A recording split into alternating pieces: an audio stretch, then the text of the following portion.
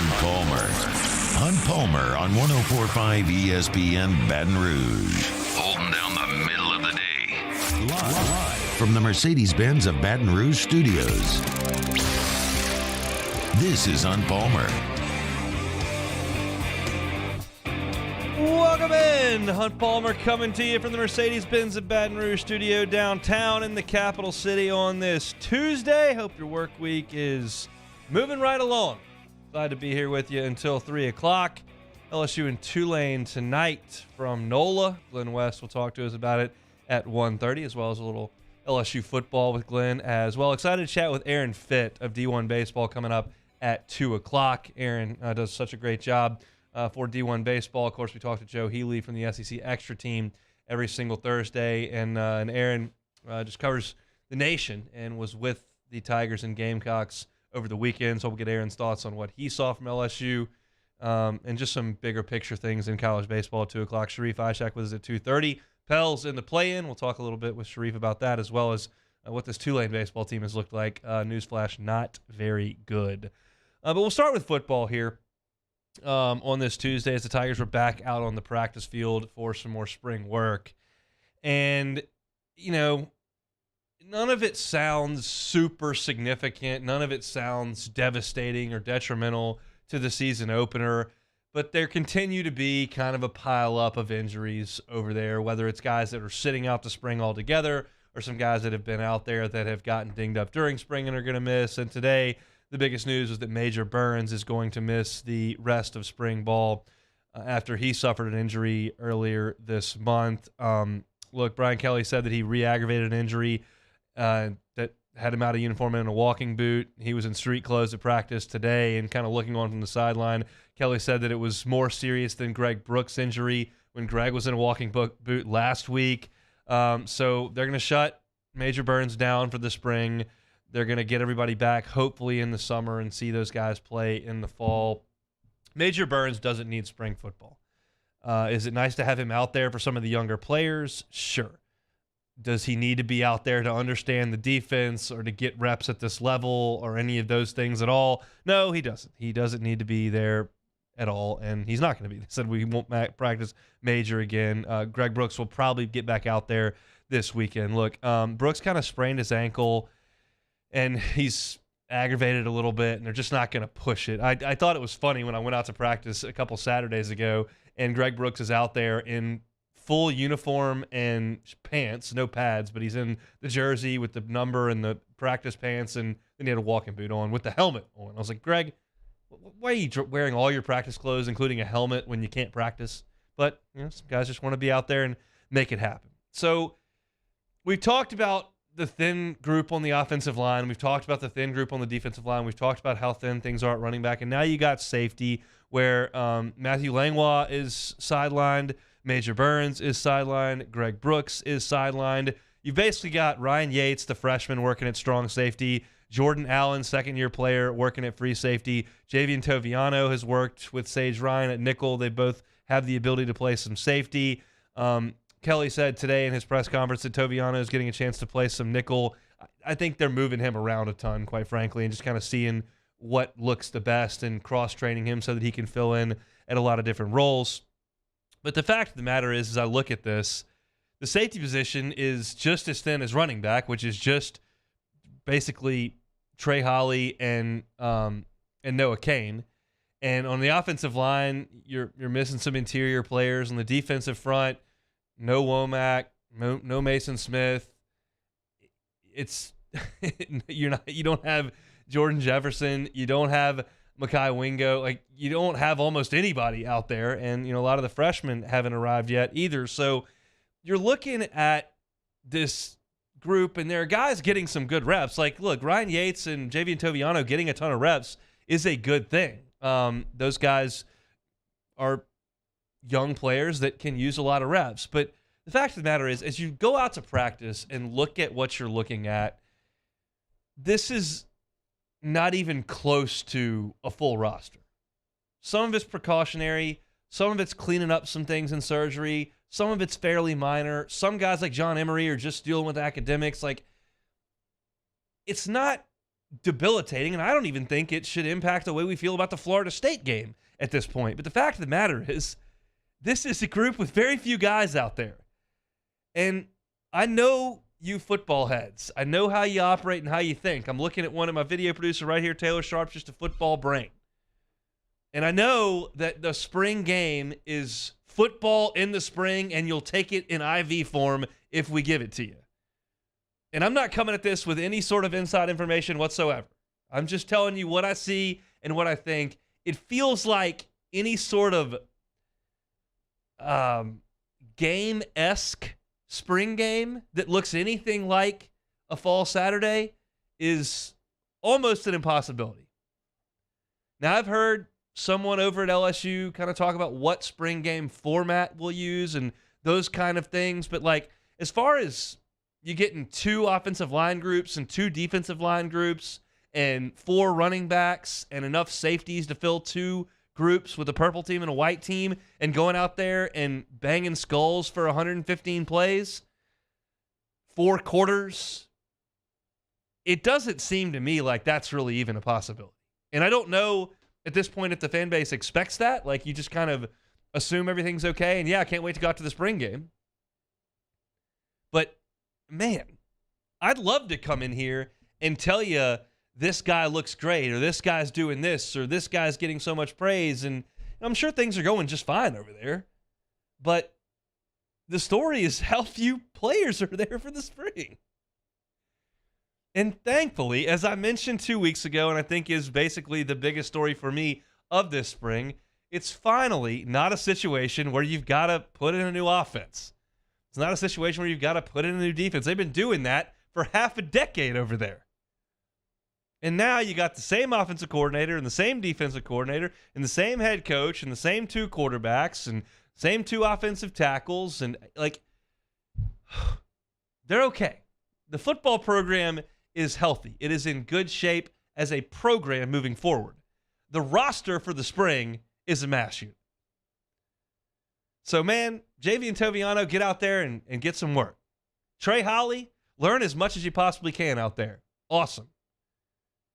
I've continued to kind of look around the defense and think, man, they really need Savion Jones to become a breakout star. Get out there and get some reps, Savion.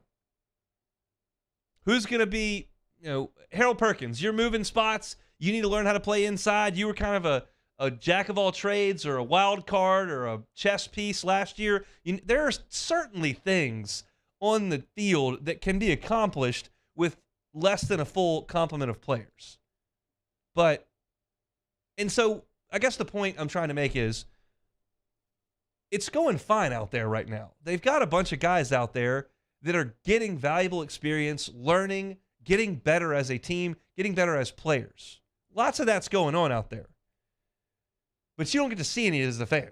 They let us in for 20 minutes. We watch them hit a few bags, hit a few sleds, run through some cones, blow a couple whistles, clap, and move on. And then we come in here and try to give you some information, whether you go to the Bengal Tiger on 3 or you check out Glenn at Go247 or whatever you may do to get your practice information. Maybe you just go to Twitter and read all that and get the videos. YouTube.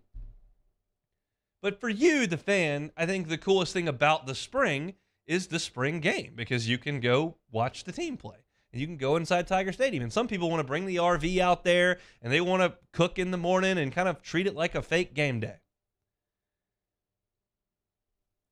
It just seems like this is going to be tough to accomplish with this group. You got 2 running backs. You're way short on the defensive line. You got 3 safeties out. It seems like a long shot. Unless you want to go out there and watch a bunch of walk-ons play, which if that's what you want to do, cool. So we'll await word from LSU and kind of what their plan is to cap this spring off. My gut tells me some sort of fan-friendly. Again, this is not inside sources. I'm not talking to anybody over there. This is just me observing what I've observed with the numbers on the practice field, understanding where they are in terms of the football program and how important a spring game is or is not, and saying, hey, we may be able to have some an autograph session. We may be able to run some 7-on-7.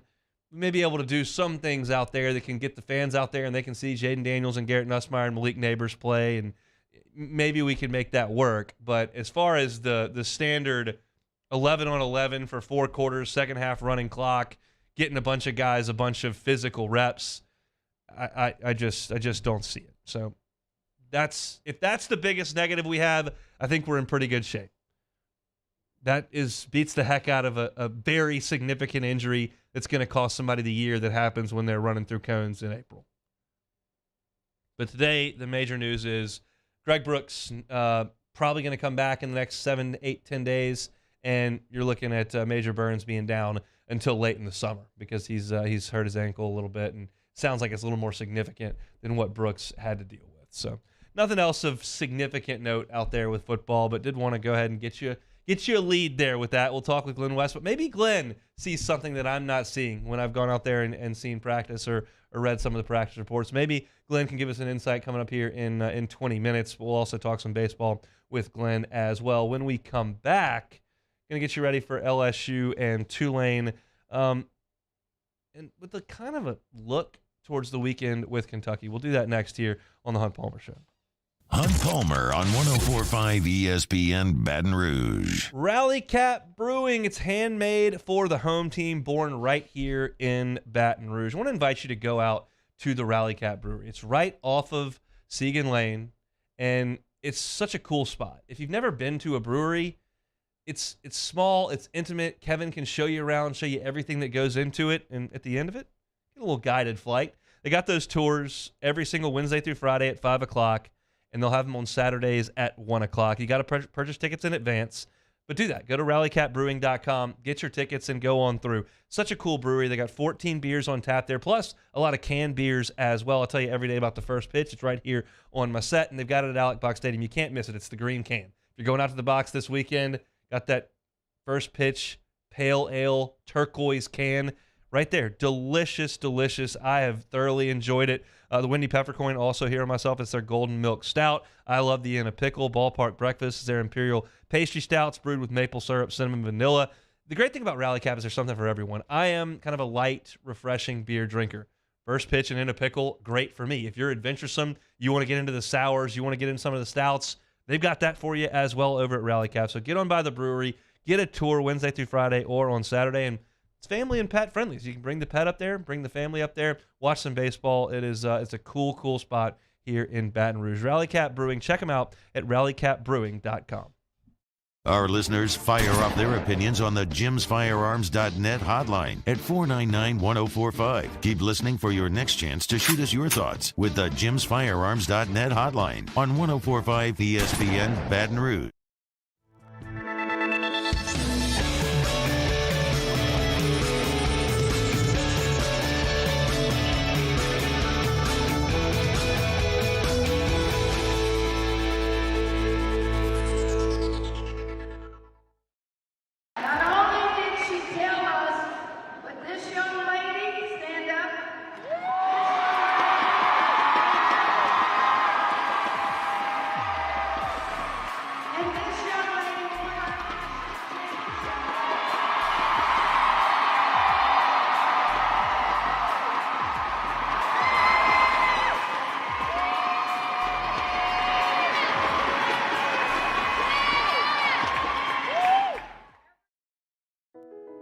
I've been doing business with Luba for 25 years.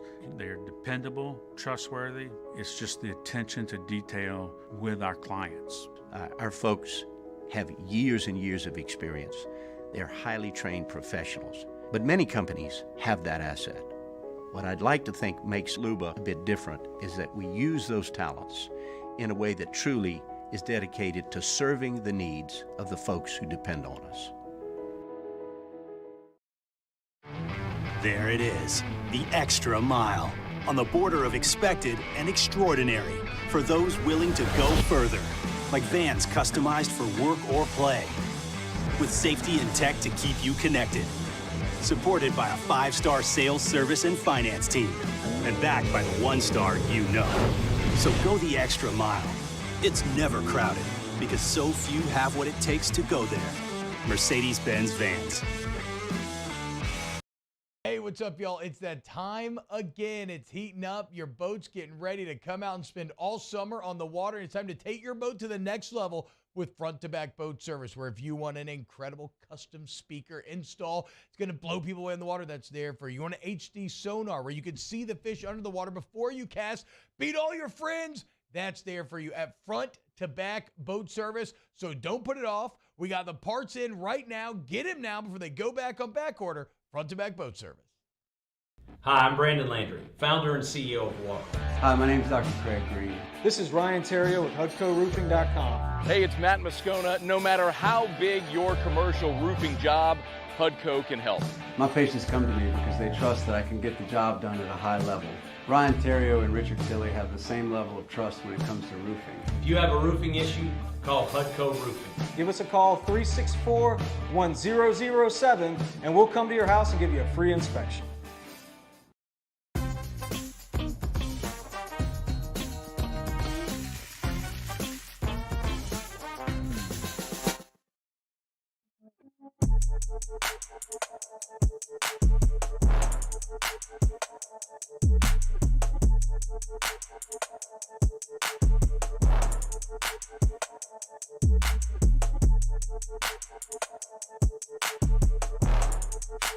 This is Hunt Palmer on 104.5 ESPN Baton Rouge. So LSU heads to NOLA this evening for a 6 o'clock first pitch. Uptown, Turchin Stadium with the Tulane Green Wave. Was such a great rivalry 23 years ago. And it's kind of fizzled. Obviously, we know now that Tulane was decimated by Hurricane Katrina from a baseball perspective, and Coach Jones has health issues and moved on. And they just haven't found it since. They just have not been a very competitive baseball program, and this year certainly is indicative of that. They're 9-23 on the year. UNO has beaten them twice in the midweek, including a couple of weeks ago. UNO got after them to the tune of 16-4. That was at Turchin Stadium. They went out to Hawaii and got swept in a series over the weekend where they scored 3 runs in 3 games against Hawaii. They did win the opener against South Florida over the weekend, but lost the second 2-1 in run rule fashion. They're just not hitting. You look at this team, and Ethan Groff was their best hitter last year, and he now plays center field for Ole Miss, and they haven't really replaced him. It's been a nice go for Brady Marge, I believe is how you would say it, maybe Margit, but he's hitting 300 with 5 home runs. Nobody else is really doing anything offensively for this team. They've only got 2 starters full time that are hitting over 273, and it's not like they've played a murderer schedule. So look, Tulane is not very good. That's not really the issue tonight. Of course, there are a bunch of arms I'd like to see, and really all the arms I'd like to see are the guys that are going to have to step up. They don't really have any more arms on this staff that are so far down the line it doesn't matter how they pitch. Everybody on this staff that's left, that's healthy, is going to have to contribute. So just about everyone who comes into the game tonight, I'll have eyes on. Like, okay, you got to pitch great because that's what they've got left.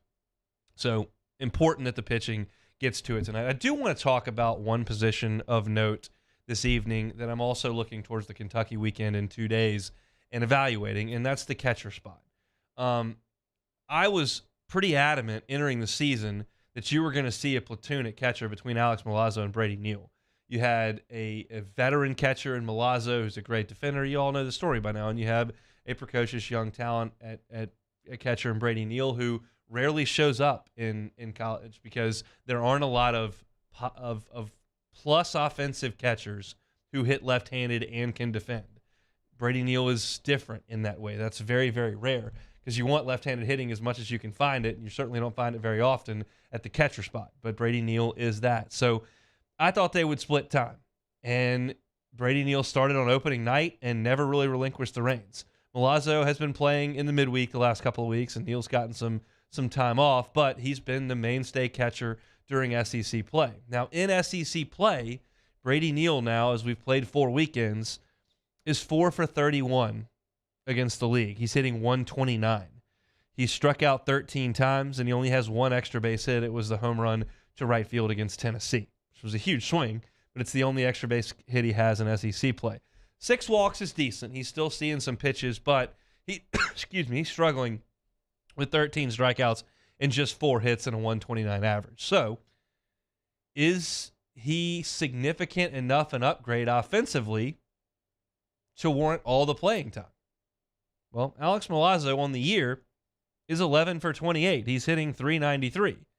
Now, a lot of that is against bad bullpens, and not much of it is against very good starting arms. So I'm not trying to suggest that Brady Neal's 129 in SEC play is the same as Alex Milazzo's .393 batting average. They're not. Neal's facing tougher pitching. But Milazzo has swung the bat a little bit. He leads the team in sacrifice bunts with 3. He's shown he can do that to help you offensively towards the bottom of the order, and he's obviously a very, very good defensive catcher. And you're welcoming in a team in Kentucky this weekend that loves to run, that loves to bunt and put some pressure on the defense in the infield. And I wonder if that's not an opportunity for Alex Milazzo to get a little bit more playing time. Part of the equation here that I can't account for is what pitchers like throwing to what catchers. That matters in some instances. Some guys don't care. Some guys really do. And if they're comfortable with it one way, shaking that up is not necessarily great. And the guy chief among them is Paul Skeens. And I don't know how Paul Skeens feels about Neal catching him. I don't know how he feels about Milazzo catching him. But it's something that's got to be considered. It's not just number for number or opponent for opponent. It also factors in how guys receive a pitching staff. I think Milazzo is probably great at everything that we've heard about Alex Milazzo over the last 12 months has been that he has been nothing but incredibly supportive, nurturing, and helpful to the young catchers. That's Neal, that's Fry, that's Jones. Of course, Stravinsky's still there. And we hear that Milazzo's been great. And he's also welcoming a new pitching coach in Wes Johnson, and there's some challenges that go with that as well. But Brady Neal's offense has slowed to a point where it's no longer a slam dunk that, okay, Neal's significantly better offensively. The ceiling's not even close, and Neal's going to be a great offensive player by the time he leaves LSU. But right now he's scuffling, and that happens to freshmen. Sometimes it's a wall. Sometimes there's an adjustment. You just never quite know, and at this point, I don't. But I think it's very possible you could see a shakeup at catcher tonight and or this weekend, maybe depending on pitching, maybe depending on, when I say pitching, I mean the other team's pitching. Clearly, still Neal still hits left-handed. Milazzo still hits right-handed. I just think it's maybe worth getting Alex a couple more at-bats, especially against this Kentucky team, and maybe letting Brady Neal catch his breath a little bit. Brady's very young. He reclassified in high school and graduated at 17 years old and was 17 years old this year. So this is an adjustment for him for a number of reasons, but it's another one of those deals where it's the first time that he will have failed as a young player, and you just got to kind of deal with that. And sometimes the enormity of trying to battle your way out of a slump, plus understanding scouting reports with pitchers, receiving the staff, getting on the same page with everybody who may come in, whether it's a starter or a relief guy. There's a lot on a catcher's plate, and maybe taking everything off that plate for a day or for a couple of days this weekend may help him kind of refocus and get back to it. Just kind of my thoughts. I think it's interesting. There were so many positions that we thought were going to be platooned entering the season, and all of a sudden you look up and second base has been taken and catcher had been taken, and now kind of the revolving pieces involve first base, which we did not think was going to be the case, but it has. And you've moved Trey around a little bit, and you've gotten Jones in here or there, and we thought Kling was going to be a guy that stuck in the lineup every single day. He's not. Every once in a while you got Schobert out there. And so it's just been – there are a lot of moving pieces that aren't necessarily exactly where we thought those moving pieces were going to be. Tonight looking to see if Milazzo might get in the lineup and swing the bat just a little bit. It's another – Thursday, Friday, Saturday for LSU this week with Kentucky, the third time in a row. Of course, you had TV for Tennessee, you had Easter for this past weekend, and then they move you up for Kentucky again this week. So I don't anticipate that LSU will have much trouble tonight. You never know in a baseball game with LSU's pitching and where it stands and who they're going to put out there tonight. You could see them walk some guys, and maybe Tulane gets a couple of big hits and feeds off a pretty big and boisterous crowd, whether it's in green or purple and gold. And maybe they swing the bats well. I just haven't seen that. When you're looking at a team that has struggled offensively the way that they have, LSU should be able to throw the ball over the plate and get some outs. I'd also like tonight for the defense to shore up a little bit. Jordan's made a couple errors over the last couple of weeks. Tommy White made one physical error and one mental error over the weekend. It just hasn't been quite as clean as you'd like it to be defensively. Tulane's got a turf field. Go out there and catch the baseball, throw it over the plate, and the Tigers should hit. And I don't think we'll have any significant problems, but you never know. I just, to put a bow on this, it's odd to look back 20 years later and see what Tulane baseball has kind of fallen to, because I despised them in the early 2000s. You look at that super regional on Airline Highway, I guess at that point Zephyr Field. You look at it's some of the back and forth LSU and Tulane had over the years, and now sit back and kind of see where Tulane has gone. It's kind of odd to see this rivalry has dissolved, because it was hotly contested at a certain point, and I despise them. Now I can't really conjure up any feelings for Tulane. I just don't care. Some of you that are maybe significantly older may have that burned into your brain or deep in your blood. It just doesn't come here. I don't have any ill will towards Tulane, because I just don't think of them as any sort of significant threat. We'll see how tonight goes. I will say this. For those that are going, or if you've never been, they did a great job with their ballpark. It's small, it's intimate, it's right there uptown. It creates a cool environment. When LSU comes, it's full. It should be, we'll see what the ratio is. Could be 50-50, could be majority LSU, the way that Tulane has played. But it's a cool little ballpark. I always enjoyed my time there, enjoyed covering some games there, enjoyed going to some games there, and they'll rekindle those flames tonight, but it's just not the same. It was what it was once upon a time when Tulane was near the top of the sport. They are no longer anywhere near that. So Tigers and Tulane tonight at 6 o'clock. You can hear it on our sister station, Eagle 98.1. Pregame will be at 5:30. It'll be the voice of the Tigers, Chris Blair, as well as Doug Thompson. So tune into that 5:30 at Eagle 98.1. We'll take a timeout. When we come back, Glenn West of Go 247, he'll be with us on the Hunt Palmer Show. This is Hunt Palmer. In times of need, get a full list of phone numbers, websites, and other important emergency information on the Demco Stormwatch page at 1045ESPN.com. Bayou Ford has the new inventory to get you in a new Ford truck or SUV today, or customize your next vehicle just the way you want it. All new Bayou Ford vehicles come with a 1 million mile powertrain warranty. The crew at Bayou Ford is going to do right by you.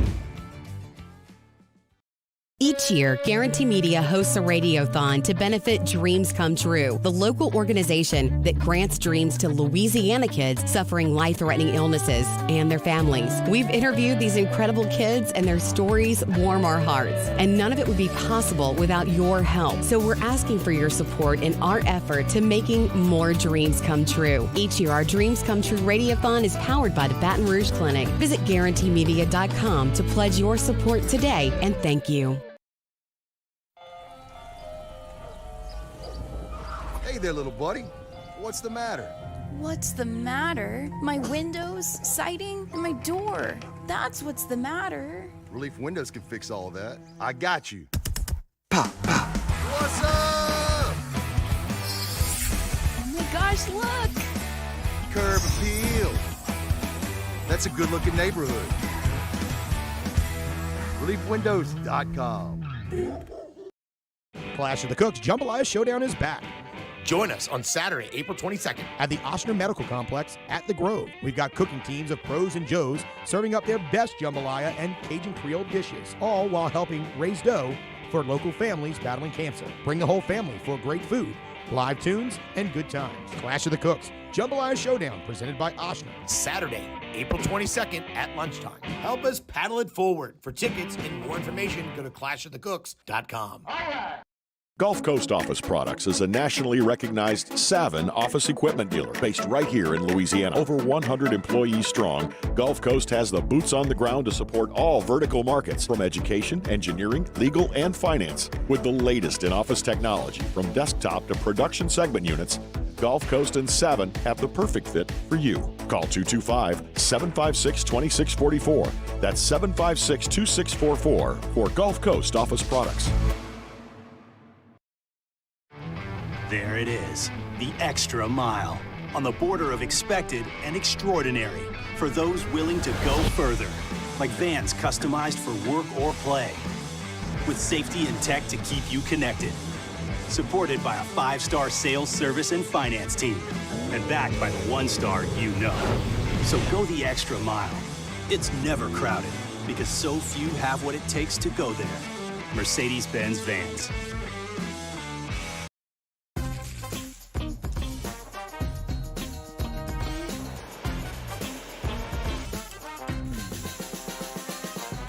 The best kept secret in town is out. Discover Tallulah at the Renaissance Hotel on Bluebonnet.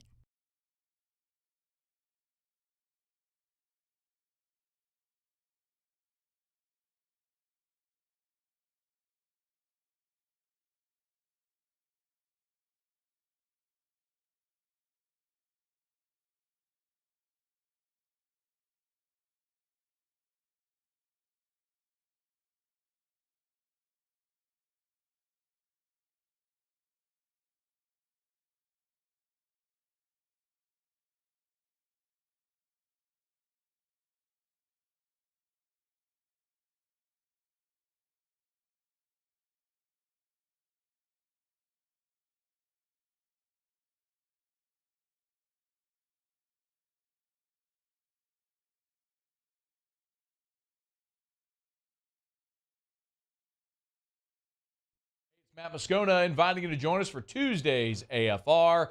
LSU football Tigers back on the practice field. We'll hear from Brian Kelly, and we'll preview LSU Tulane in baseball. Join us for Tuesday's AFR, 3 to 6, 104.5 ESPN Baton Rouge.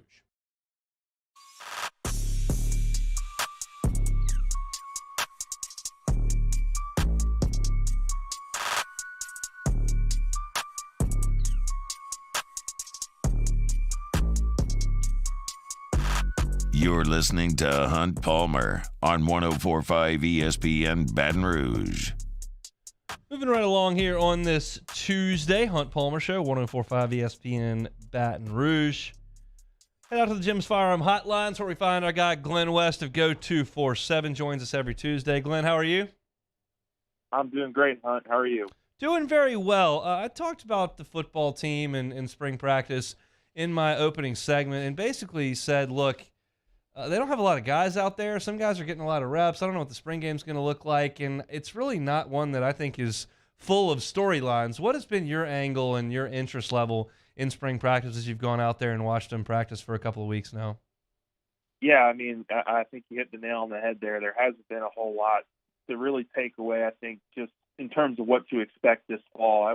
I would say probably the biggest thing that I've taken away is just they've gotten an opportunity to look at the depth at some of these positions. You know, some of the offensive linemen like Bo Bordelon, Kimo McInerney, Marlon Martinez, guys, you know, Garrett Bellinger certainly as well as a former starter, guys that they feel like, you know, can contribute this season and in a, you know, kind of just complementary way to this roster. Certainly you're seeing that along the defensive line as well. At linebacker, at really a number of positions that kind of have been down with injuries this offseason. Tight end is another room you could put in there as well. But yeah, I think that's probably been the biggest takeaway. I mean, we've really only had 20-minute individual drill kind of viewing sessions, so it's been a lot of looking at transfers, looking at the freshmen, looking at how fast Jaden Daniels, the ball's coming out of Jaden Daniels' hand. That kind of stuff, but really just in terms of the long-term impact of what this roster will look like in the fall, I would say it's just really more learning about the depth of some of these position groups. Any sense of any difference in Brian Kelly in spring number 2, or is he kind of the same guy you've seen since he showed up?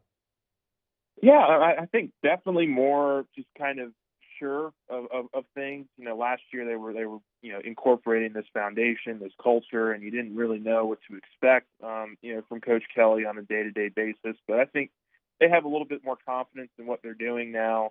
You can certainly see that they're kind of moving more towards player development this spring than maybe last spring, when it was more about building the culture and trying to lay down those foundational bricks last offseason. So I think there's a little bit more comfortability here in year 2. And I think that obviously bodes well for what this group hopes to be, come fall. Want to get into some baseball here, obviously, but your thoughts on the additions of Jalen Cook and Jordan Wright to the LSU basketball program? Yeah, really important additions. I mean, Jalen Cook was always one, even 3 years ago when he first left for Tulane, I thought was kind of a guy LSU let slip away. I felt like he had a really strong potential in this program, and now that he's back after having 2 successful seasons as kind of a lead point guard, fills a huge need for LSU this offseason in terms of, you get a guy who can create his own offense, but more importantly, just kind of settle things down in the half court, create for others. He's great in the pick and roll. Whatever big they bring in here is certainly going to get a lot of easy looks at the rim because of Jalen Cook. And he's really developed as a passer and just really a creator over the last couple of years at Tulane. And now he's going to have to, obviously, I think, be the lead dog at LSU next season at point guard. So really big-time addition there. And then Jordan Wright gives you some size, gives you some athleticism, some shooting ability. He's a little bit bigger in terms of 6'5", 6'6", 220 kind of range. He can, kind of bang with some of those smaller guards in the post as well. He gets a matchup that he likes. He's got a nice touch around the rim. So 2 really important additions. I don't think LSU's close to done yet, but you've got to get some rim protection in there, some defense, some more versatility on the wing. But certainly with those 2, it's a really great start, I think, for this offseason. Glenn West, senior writer over at Go247, joins us every Tuesday here on the Jim's Firearm Hotline. All right, let's transition to baseball here, Glenn. What was your overall takeaway from the South Carolina series? Positive, or maybe brought some question marks forward?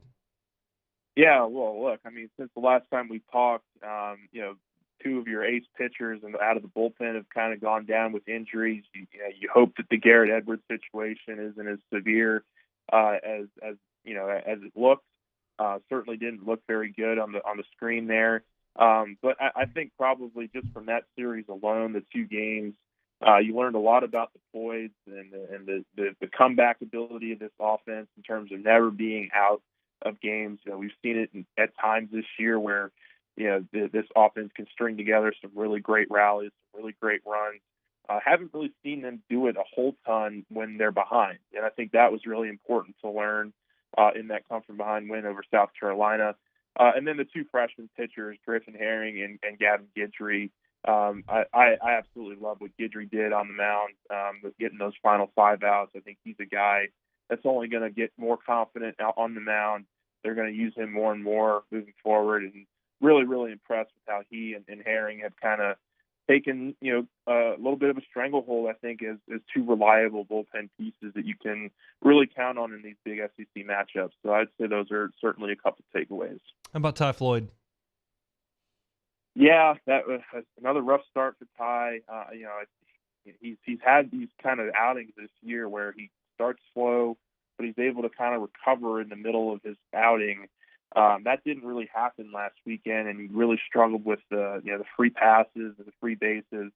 I don't think there's a better option right now. I think you've got to ride with Ty Floyd because of the pitching situation and kind of where you're at right now, and hope that he can kind of mentally correct it and get back into the form that he was looking at for a couple of weeks there earlier in the season. So I think you've got to ride with him, hope that he can get it together, and then piece together that Game 3 starter and really kind of make it a bullpen kind of game. I think is the best option LSU has at the moment. Let's play a hypothetical. Shores and Edwards don't come back this year. Do they have enough to win a national championship on the mound? And just a gut feeling right now, I'm going to say no. But that, that's also with a very small sample size of what we've seen with Gavin Guidry. It looks like Bryce Collins is starting to round into some better form here. Riley Cooper has proven to be a reliable option for you out of the bullpen. But those 2, I mean, Garrett Edwards' ascension this year has been probably, not, if not the biggest storyline of the season, one of the biggest storylines of their season so far. And then Shores is a guy that, you really hoped would, kind of round into form as a potential closer and middle relief inning kind of guy, just kind of a do-it-all kind of player for you. Would really stink if both of those guys are not back, and certainly, alters the trajectory of this team. You got to hope that a lot of guys step up in their absence. they have a number of bodies that they feel confident in. It's just about getting those guys more reps and seeing if they can be consistent week to week. Who do you think will start Game 3 of this Kentucky series for LSU? Yeah, I'm going back and forth on it. I honestly don't have a good answer for you. I'd probably lean towards Christian Little, guy who didn't start get an opportunity to start that last that Game 3 over the last weekend. Don't think anything's really changed from that standpoint in terms of the options you're going to have available to you in that Game 3. So I'm going to stick with Christian Little and think that's kind of where they're going to be looking at. Chatting with Glenn West, the senior writer over at Go247. We do it every Tuesday here on the Hunt Palmer Show. Brady Neal, kind of struggling a little bit offensively. What do you think about this weekend with an aggressive Kentucky team coming in and the possibility for Alex Milazzo to play a little bit more? Yeah, I mean, I think the great thing about Alex is he's very adjustable. He's a guy that you plug into any kind of role, and I think he'll be able to produce for you. You think you have to sit Brady Neal down for a couple of games, just kind of let the game slow down for him again, maybe get his feet under him a little bit here. And I think Milazzo is a great option for you as a starter. He's obviously a defensive wizard back there. We've seen it for years. But I know that they really like Brady Neal, and they really like his long-term potential in this offense and in this system. So I think they can certainly be flexible between those two guys, and I think that's going to be the plan. I think you're going to see a little bit of Alex Milazzo this weekend. I think Brady Neal will probably start a couple of those games at least, but you're going to see a lot more of Alex Milazzo, I think, moving forward. It's so interesting to talk about this team because the discussion is all about how many pitching injuries they've had and just how limited that staff is. But on the other side, they've kind of played the toughest teams on their schedule, and that's kind of in the rearview mirror. And you figure, man, moving forward, there's a chance to kind of get hot and to win a lot of these SEC games. How do you see this team from a big picture perspective moving forward in the SEC as we sit here today? Yeah, they're definitely the second half of their conference schedule is easier than the first half. I don't think I'm breaking any news there with the gauntlet that you started out with this season. But I think it's going to hinder on a couple of these pitchers getting more comfortable with their roles. Figuring out the best way to use Thatcher Hurd on the weekend, figuring out the best way to use Christian Little on the weekend.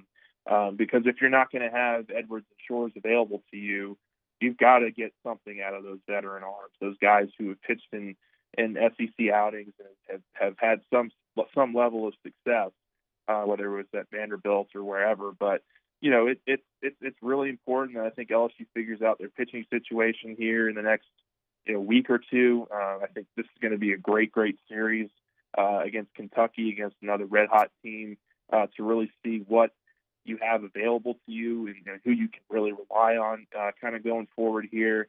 But I've said it really all season long. I think the offense is going to be able to keep you in games.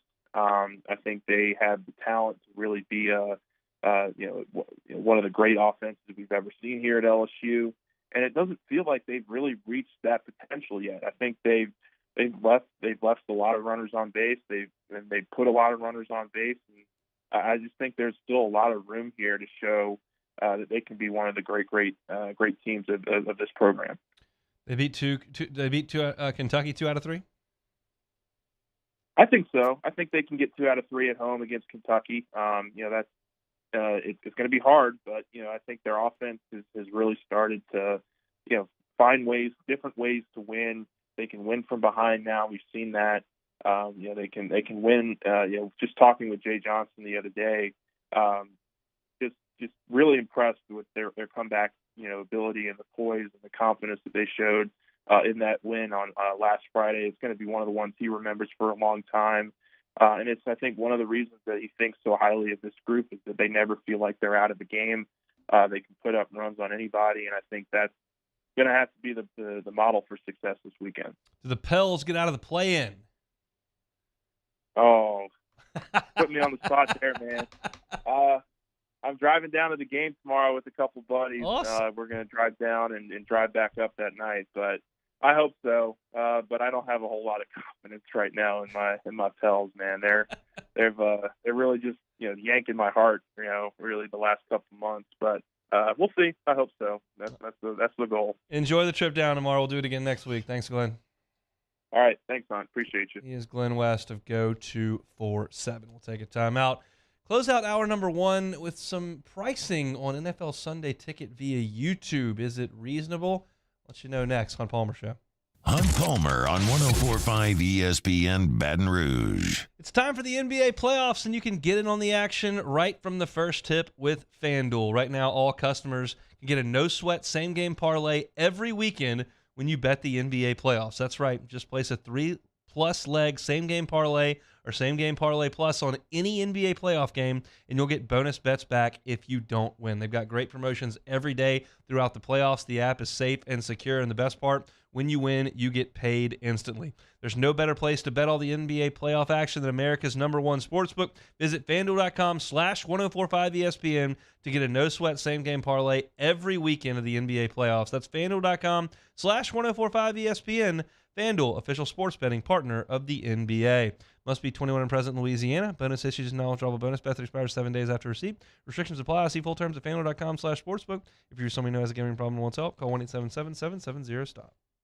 Our listeners fire off their opinions on the jimsfirearms.net hotline at 499-1045. Keep listening for your next chance to shoot us your thoughts with the jimsfirearms.net hotline on 104.5 ESPN Baton Rouge.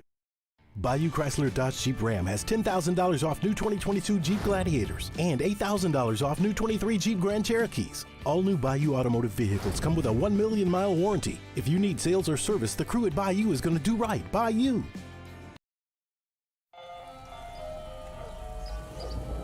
Hey there, little buddy. What's the matter?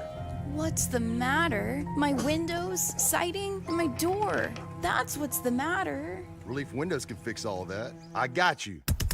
Pop, pop. What's up? Oh my gosh, look! Curb appeal. That's a good-looking neighborhood. ReliefWindows.com. All right, let's say ah. Where'd my spotlight go? Super weird, but we can take care of it. Get in and get better at Patient Plus.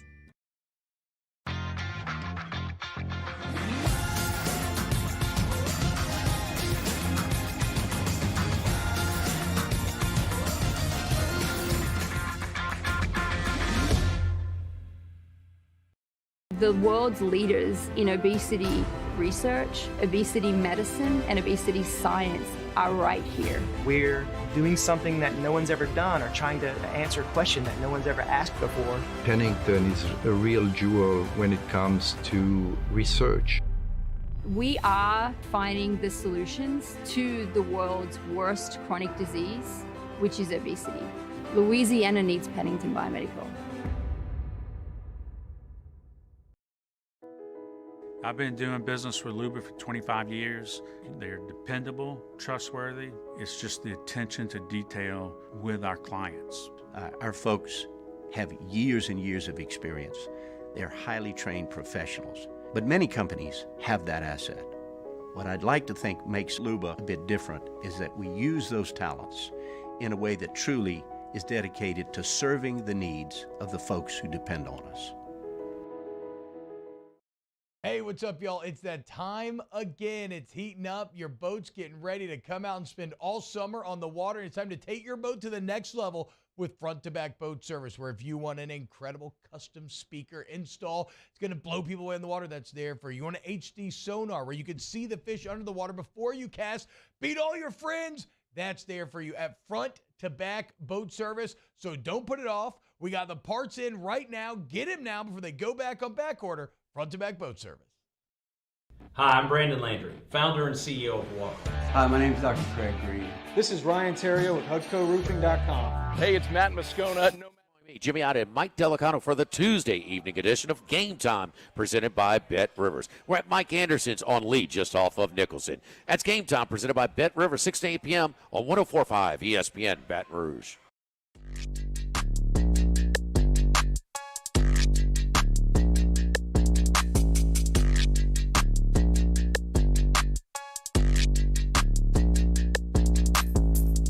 This is Hunt Palmer on 104.5 ESPN Baton Rouge.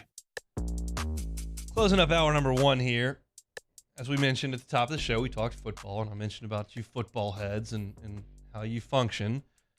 Taylor nods his head over there. So we're going to talk about you football heads and just how much money you're willing to spend to watch football. DirecTV had Sunday Ticket for 28 years, and that run came to an end with last season. YouTube now has the rights to Red Zone. Last year, in the last year of DirecTV's run, Sunday Ticket cost $300 and up to $400 if you bundled it with Red Zone. So that was a DirecTV thing. Now the NFL's got its own Red Zone.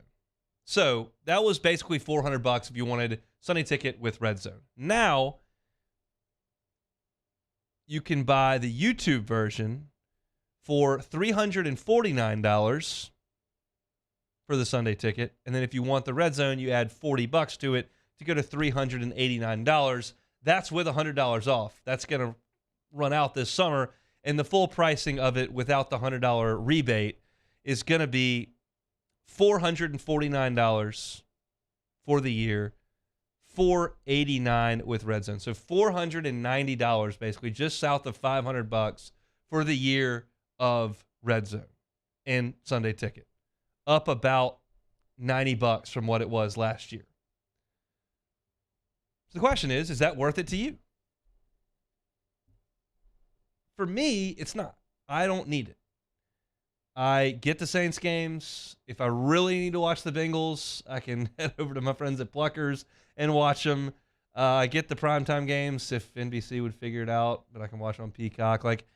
I don't need access to the Bears and Vikings. I don't need access to the Raiders and Chargers. I don't need access to the Dolphins and the Chiefs. That's not where my bread is buttered. I may get some of that with my normal cable package, and that'll work for me. I've got the Saints here, and if I need to go watch my Bengals, I can make that work. But it's relative for everybody. I pay $150 a year to watch the Cubs games because that's worth it to me. I paid for the Round Rock Classic to watch LSU for 3 games because that's worth it to me. I did not buy LSU's basketball tournament down in the Caymans because that wasn't worth it to me. One, I was going to be driving during one of the games, and that just wasn't it.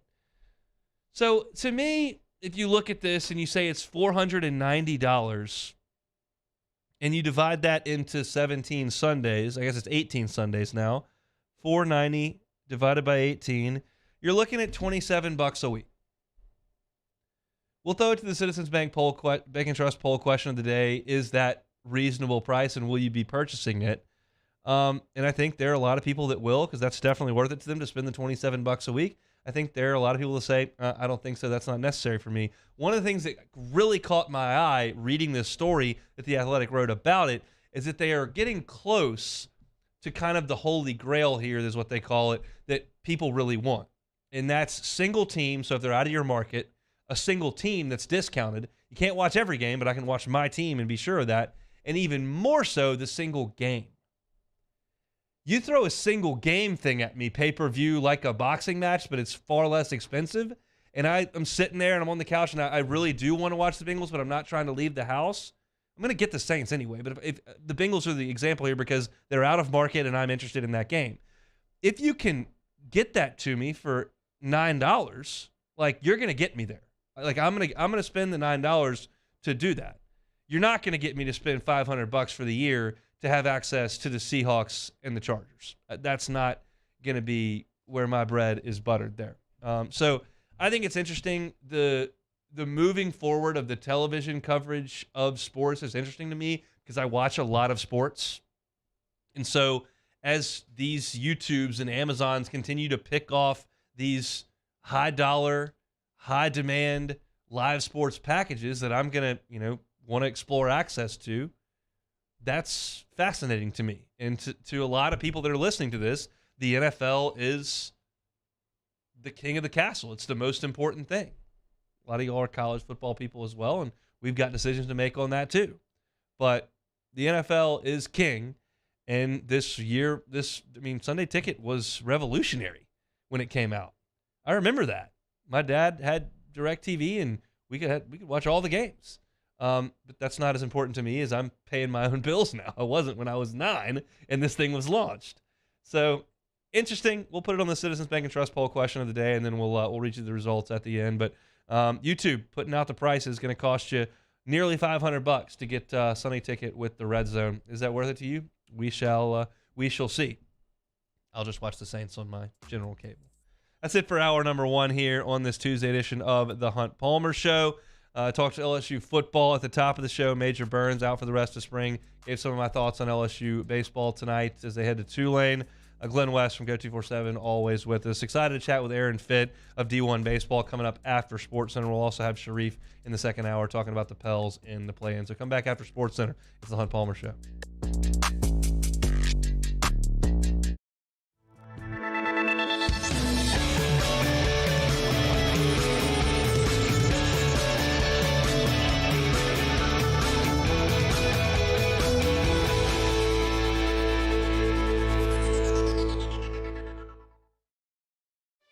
For over a century, local broadcasting has evolved with the needs of the community. We move past the stigmas of opinion journalism and bring the most relevant news online, on air, and on the go.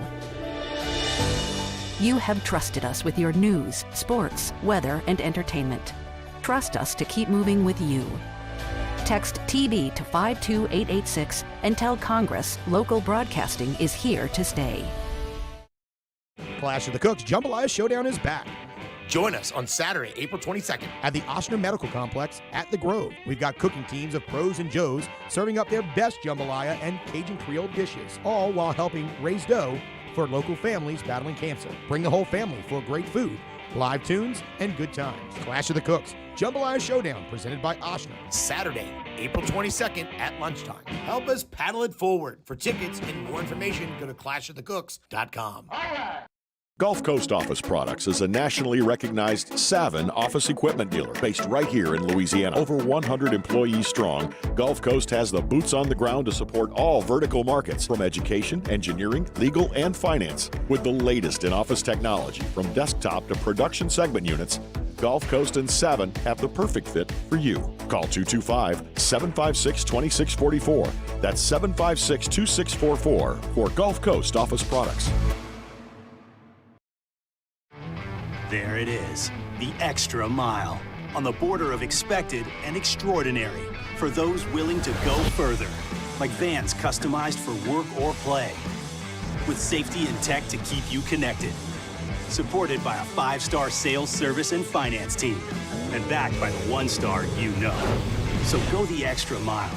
It's never crowded, because so few have what it takes to go there. Mercedes-Benz Vans. I've been doing business with Luba for 25 years.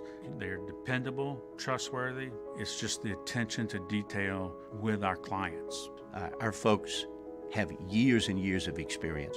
They're highly trained professionals, but many companies have that asset. What I'd like to think makes Luba a bit different is that we use those talents in a way that truly is dedicated to serving the needs of the folks who depend on us.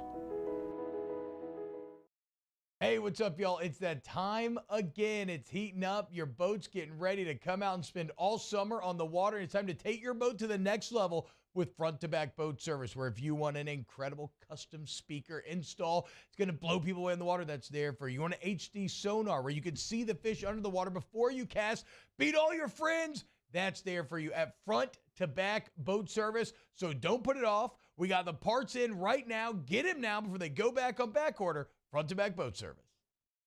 Hi, I'm Brandon Landry, founder and CEO of Walker. Hi, my name is Dr. Craig Green. This is Ryan Terrio with HUDCORoofing.com. Hey, it's Matt Moscona. No matter how big your commercial roofing job, HUDCO can help. My patients come to me because they trust that I can get the job done at a high level. Ryan Terrio and Richard Tilley have the same level of trust when it comes to roofing. If you have a roofing issue, call HUDCO Roofing. Give us a call, 364-1007, and we'll come to your house and give you a free inspection.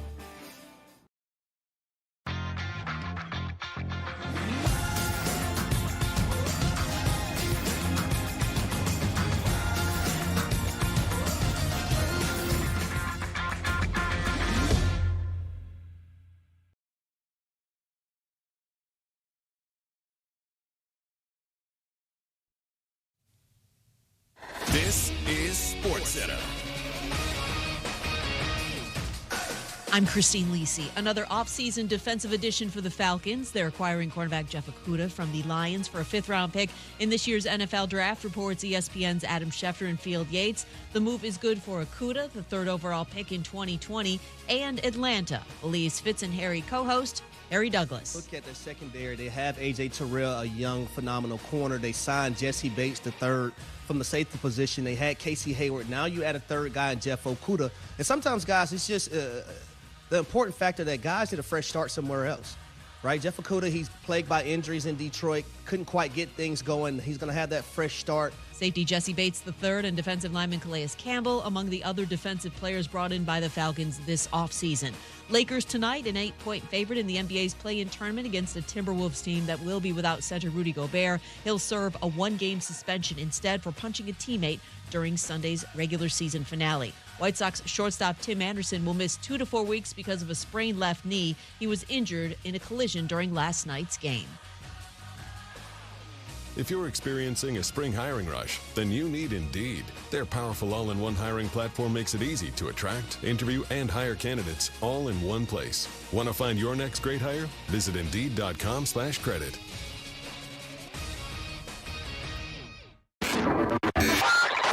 Now, Hunt Palmer on 104.5 ESPN Baton Rouge. Holding down the middle of the day. Live from the Mercedes-Benz of Baton Rouge studios. This is Hunt Palmer. Hour number 2, Hunt Palmer Show here with you on this Tuesday, 1 hour down.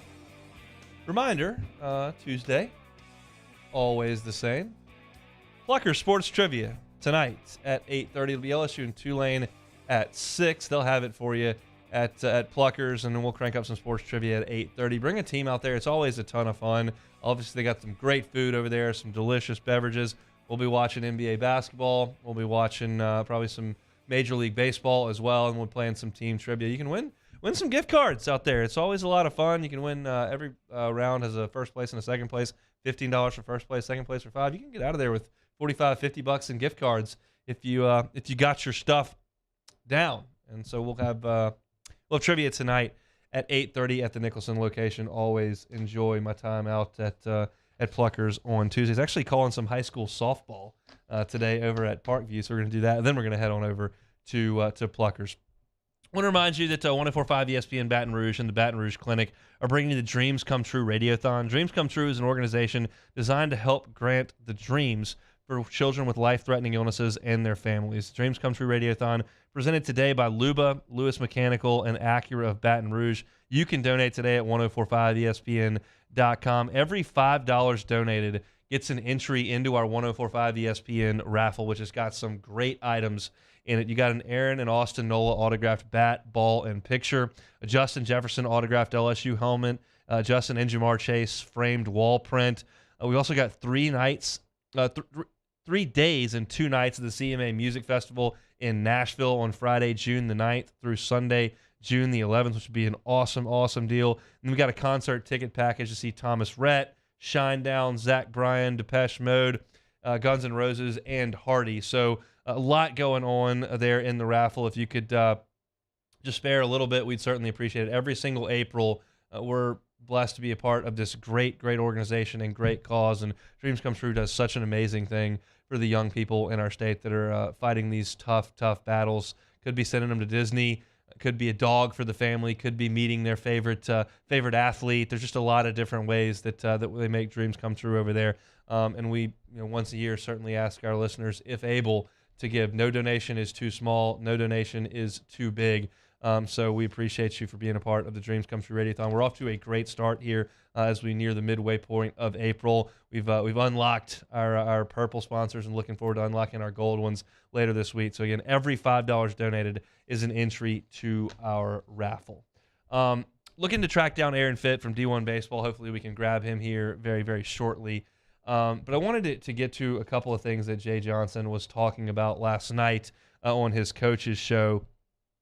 And one of them was Nate Ackenhausen and how close he is to returning. And I think that's just going to be huge. Every single arm that this team can get back is massive. And forgive me, but understanding what's going on with Chase Shores in the last 2 weeks and seeing what we saw from Garrett Edwards over the weekend, I just don't have a lot of optimism there. Those are arm injuries to pitchers. That's very difficult to respond to. There just aren't a lot of instances where a guy really feels something and then comes back 3 weeks later and is just firing on all cylinders. That just doesn't happen very often. Ackenhausen's just got a hamstring issue. He can still throw. He doesn't feel any tenderness in his arm. He's healthy from a pitching perspective. He's not healthy, well, not from a pitching perspective. He's healthy from an arm perspective, not from a hamstring perspective, per se. And that, to me, is somebody I can count on to come back. And the way this is going to work for LSU is you're going to be able to count on Paul Skeens to get you through 6, 7, or 8 innings almost every time he goes out there. That's just the reality. That's who he is. It's going to be a rare occasion where he can't get you through 5 innings. And you're going to have to count on him to get you through 6, 7, 8, 9 innings on a weekend, in a tournament, whatever the case may be. And then you're just going to have to piece the rest of it together. There is no one at this point that you, as a fan or me as an analyst, should point to on this team and go, that guy is going to really find it, and he's going to be a key piece at getting a lot of outs over the course of a weekend.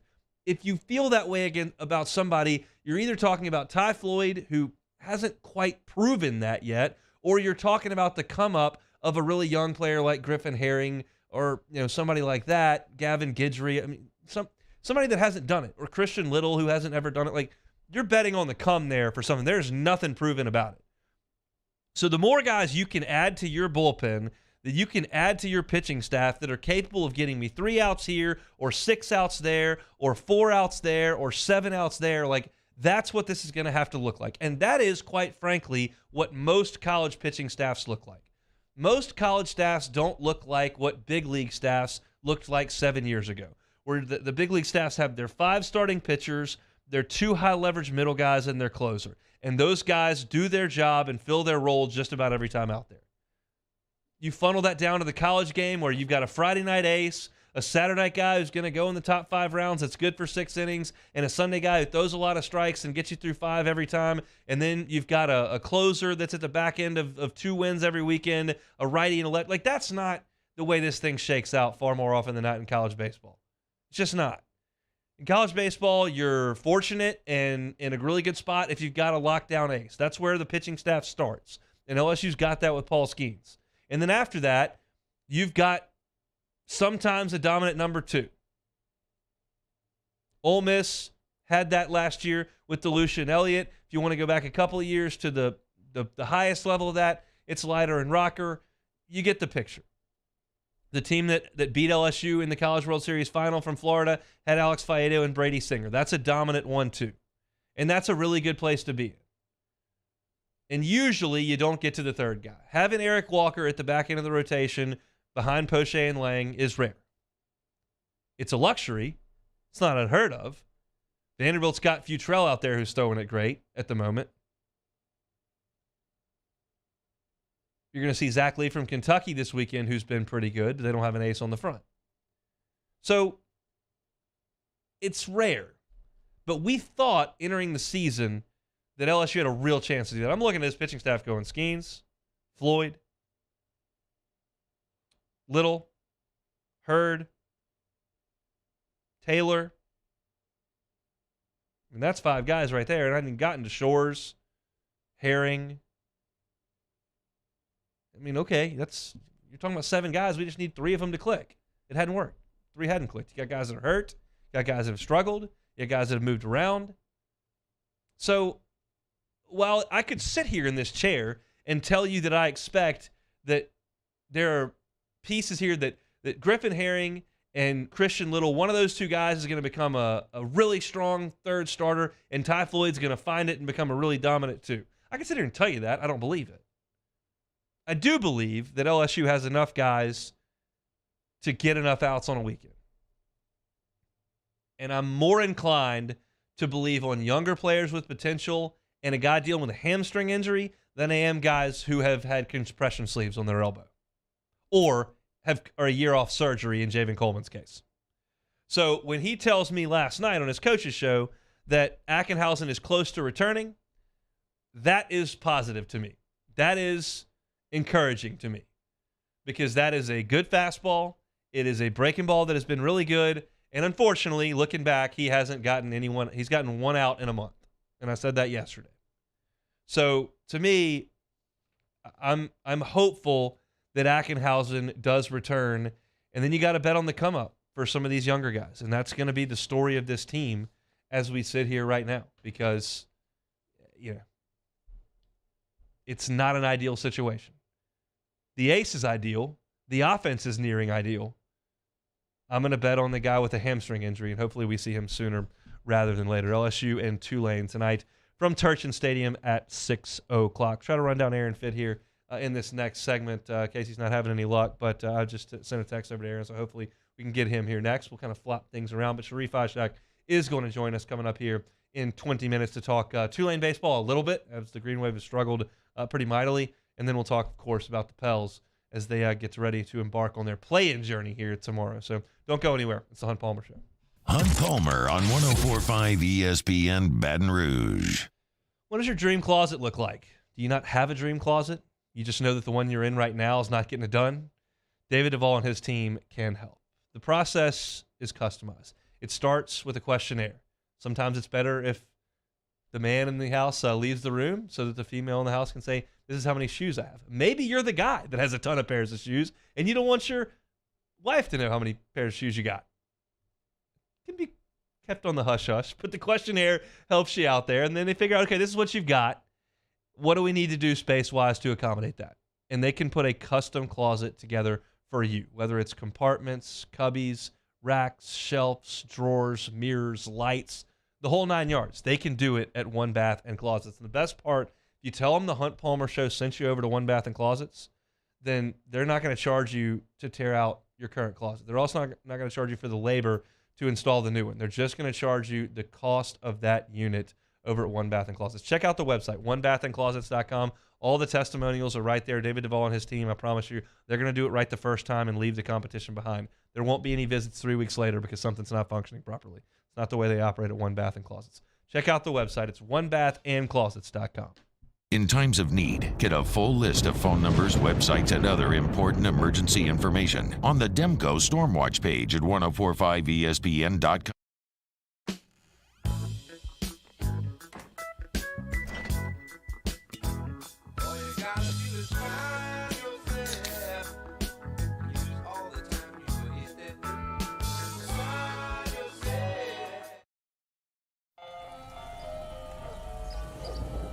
Hey there, little buddy.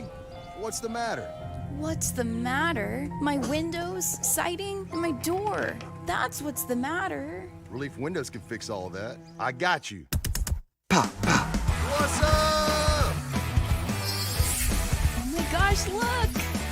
Curb appeal. That's a good-looking neighborhood. ReliefWindows.com.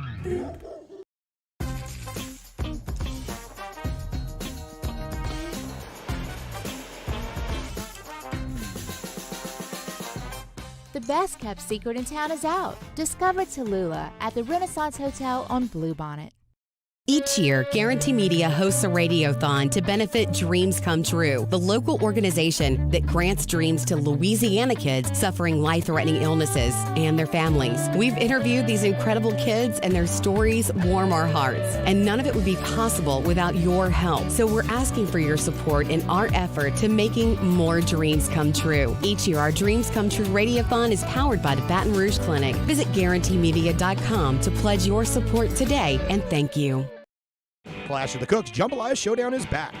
Join us on Saturday, April 22nd. At the Ochsner Medical Complex at The Grove. We've got cooking teams of pros and Joes serving up their best jambalaya and Cajun Creole dishes, all while helping raise dough for local families battling cancer. Bring the whole family for great food live tunes, and good times. Clash of the Cooks, Jambalaya Showdown, presented by Oshner. Saturday, April 22nd at lunchtime. Help us paddle it forward. For tickets and more information, go to clashofthecooks.com. Gulf Coast Office Products is a nationally recognized Savin office equipment dealer based right here in Louisiana. Over 100 employees strong, Gulf Coast has the boots on the ground to support all vertical markets, from education, engineering, legal, and finance. With the latest in office technology, from desktop to production segment units, Gulf Coast and Savin have the perfect fit for you. Call 225-756-2644. That's 756-2644 for Gulf Coast Office Products. There it is, the extra mile, on the border of expected and extraordinary, for those willing to go further, like vans customized for work or play, with safety and tech to keep you connected, supported by a 5-star sales, service, and finance team, and backed by the 1-star you know. So go the extra mile. It's never crowded, because so few... For live play-by-play this weekend when the Yankees host the Twins Saturday at noon, and Sunday the Astros host the Rangers at 6 p.m. Plus the Cavs host the Knicks Saturday at 5 p.m. in the NBA playoffs on 104.5 ESPN Baton Rouge.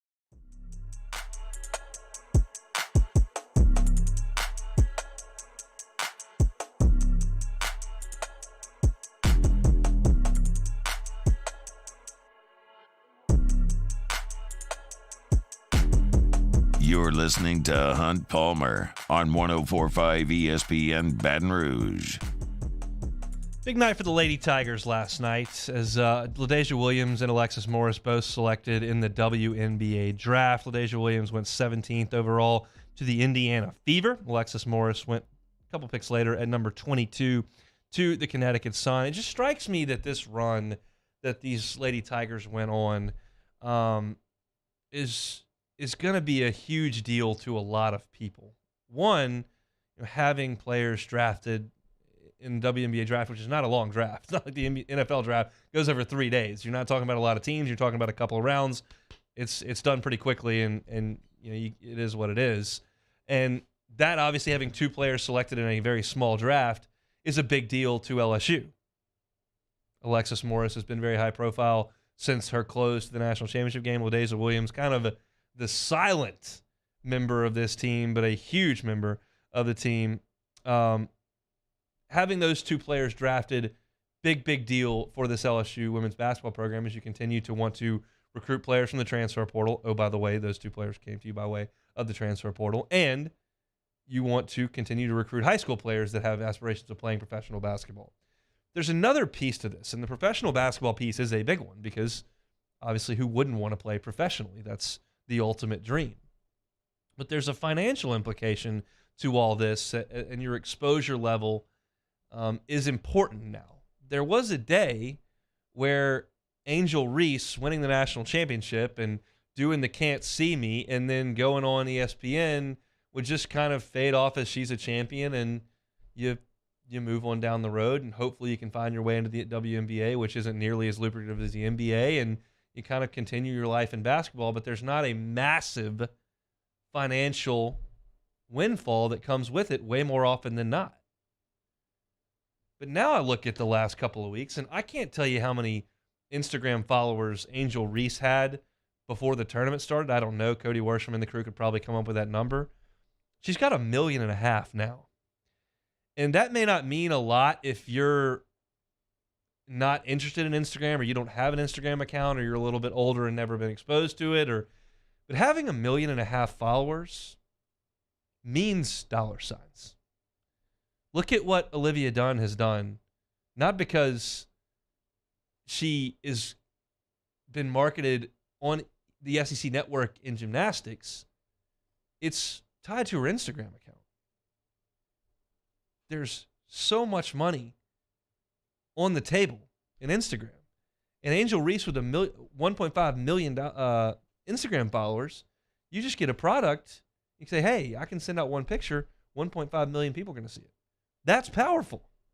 That is the new world of advertising. And that doesn't exist 20 years ago when you go to the Women's Final Four and win a national championship. The same thing goes for the men. However, the LSU women are just in the spotlight right now, and it's going to be big implications, obviously, for the professional futures of Alexis Morris and LaDasia Williams, which in turn puts LSU in the limelight and helps Kim Mulkey, who went to New York for the draft, say, hey, this is what we do here. We put multiple players in the WNBA right off a national championship season. And then you look at Angel Reese, who is going to come back. She's got way more money on the table as an Instagram influencer at this point than she does making a rookie salary in the WNBA. That's just the reality of it. And certainly that's the case for Livy Dunn on the gymnastics side. You make more money on Instagram right now with your followers than you can professionally in the world of gymnastics. And this doesn't happen if you're not in the Final Four and winning a national championship. You bow out at somebody's host site in the round of 64, doesn't go that way.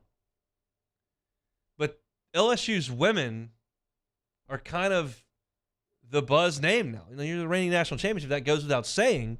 But there are other pieces of this. It's the draft. It's the Instagram side of things. And it's going on SportsCenter, which Angel Reese did multiple times. And it's everybody talking about it. You're all over Twitter and all that kind of stuff.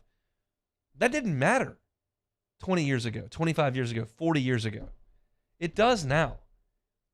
High school athletes want to know, what's my path to this entire package that is development and winning and exposure and NIL opportunities.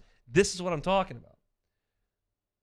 And last night, while it's not directly tied to, Instagram followers, and I don't know what kind of NIL deals are out there now that they're professionals, who we'll see, but it's certainly a big day for LSU women's basketball to have 2 players drafted in a very short draft. And you continue to stay in the headlines as Kim Mulkey now is in the biggest opening of the transfer portal. Seen point guard from Louisville hopping in. These players all over the place, moving around. Who's more visible than LSU right now? Nobody. Not UConn, not South Carolina, not Iowa. LSU is the most visible. And again, I don't sit in this chair and misrepresent myself or lie to you. Like, you listen. We did not cover women's basketball very often on this show from November to March 1st. We didn't. I'm not going to hide from that. You're in the middle of a big-time SEC Western Championship football season. Got recruiting going on there. LSU baseball, pretty big deal in January and February around here. You're number 1 in the country. There's a lot to talk about. But that doesn't mean that because I didn't spend a bunch of time of it on it in my 2 hours on this station in this slot that I don't understand the growth potential and what this thing's going to look like over the next 5 years. It's going to be a monster. I don't think South Carolina's going anywhere. I don't think Geno's completely lost his touch up at UConn. Caitlin Clark's got another run at this thing next year, and that's a big deal for Iowa. But this program's not going anywhere, and it's things like getting up to 1.5 million Instagram followers and having 2 players drafted the WNBA draft last night and all that goes with it that is just a testament to what is being created on the women's basketball side. We saw it in a different era. We saw it 17 years ago. Like, we know what it can be.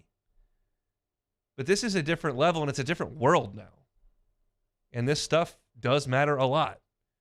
And you better believe that Kim can go sell this. I got Angel Reese with 1.5 million followers. I got Flaugier, who's looking into a record deal. Like, we're big. We're a brand. We're a personality. You want to be a part of this? You want to be on TV? You want to matter? We got you covered. It's cool. What we said about this town for a long time. It's purple and gold and it wins. They'll show up. They're going to show up for women's basketball next year. And it's going to be just another thing to to get interested in this town and in this athletic department. It's just in really, really good shape right now. There are a couple programs that need to elevate a little bit. A couple that are bumping their head against the ceiling that need to find that next gear. But it's a good time to be a Tiger, I think. It's a good time to talk about Tigers, which I get the pleasure of doing each and every day here on the Hunt Palmer Show.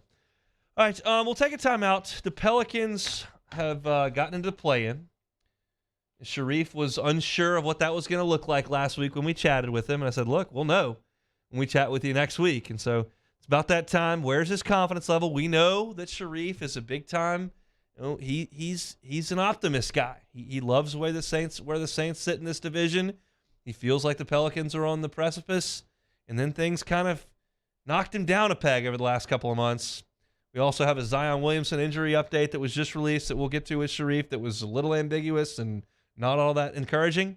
And then plus, of course, LSU headed down to New Orleans to play the Tulane Green Wave uptown. Coming up tonight, we'll get Sharif's brief thoughts on why Tulane just haven't quite been able to figure out from a baseball perspective. That's all coming up next on the Hunt Palmer Show.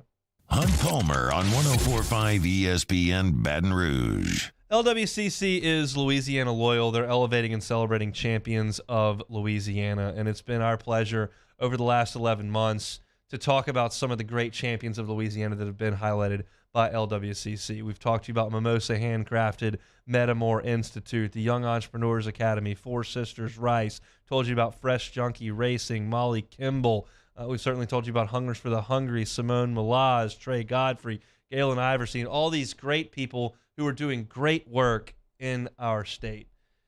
If you know someone who's doing some philanthropic work, whether it's through their nonprofit, through a business, just themselves, we want to tell their story, and LWCC is giving us that opportunity. So go to lwcc.com/champions and nominate that nonprofit, that person, that business to be a champion of Louisiana so that we can tell their story.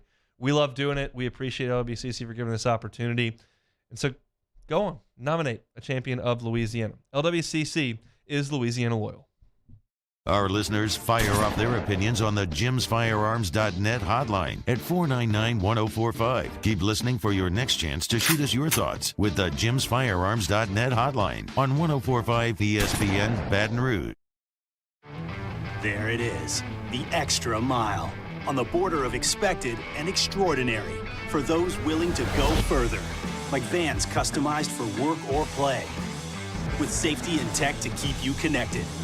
Supported by a 5-star sales, service, and finance team. And backed by the 1-star you know. So go the extra mile. It's never crowded because so few have what it takes to go there. Mercedes-Benz Vans.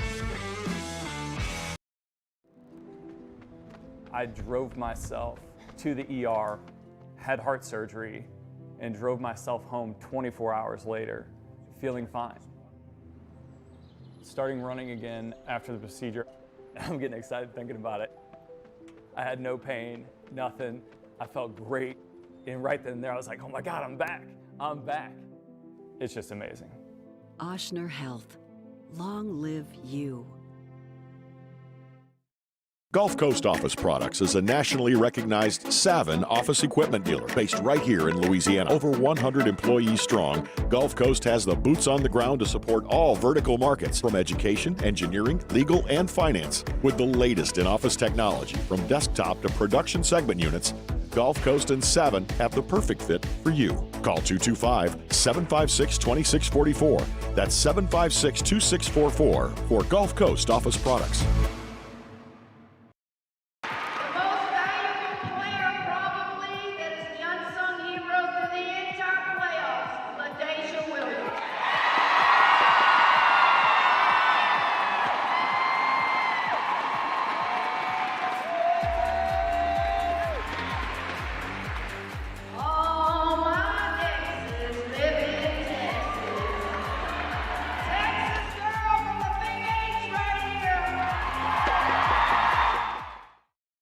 Hi, I'm Brandon Landry, founder and CEO of Walk.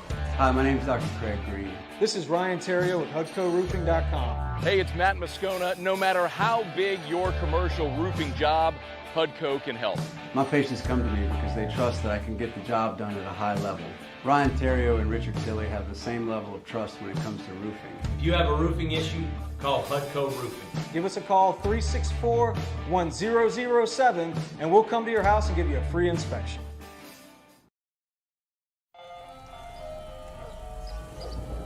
Hey there, little buddy. What's the matter? What's the matter? My windows, siding, and my door. That's what's the matter. Relief Windows can fix all of that. I got you. Pop, pop. What's up? Oh my gosh, look! Curb appeal. That's a good-looking neighborhood. On Wednesday's OTB. What happened on both the softball and baseball diamonds? Plus, night one of the NBA play-in is in the books. Off the bench, 7 to 10 a.m. 104.5 ESPN.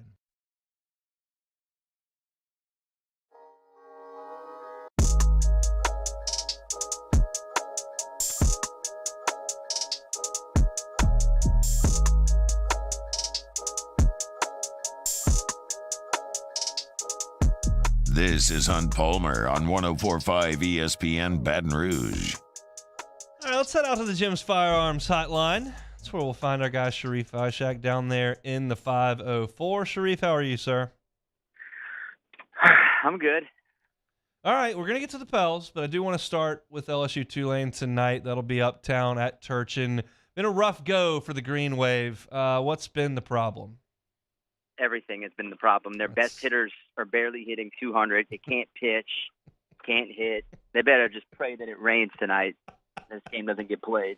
I'm not trying to be rude or mean, but they're just not a good baseball team. Yeah, the statistics and record would back that up. Are you just a little bit surprised that like UNO's handled them in both midweek games? Nope. You know how Blake Dean is. Blake Dean preaches hitting, and they know how to hit. Just ask Southeastern. They just dump trucked them in a 3-game series this past weekend. So they.